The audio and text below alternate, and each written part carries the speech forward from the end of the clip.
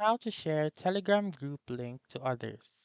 So, the very first step is to open your Telegram app and then choose the group that you want to share. For example, this one.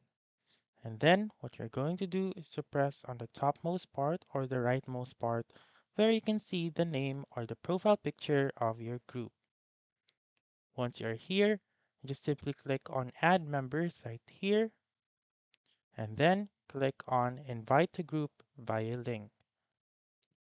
Once you have done that, you may copy the link by clicking on this three dots on the rightmost part of the link.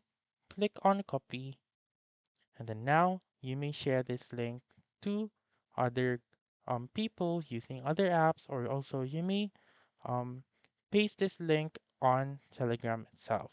So again, what you're going to do is to go to the name of the group or the profile picture of the group, click on Add Members, and invite to group via link.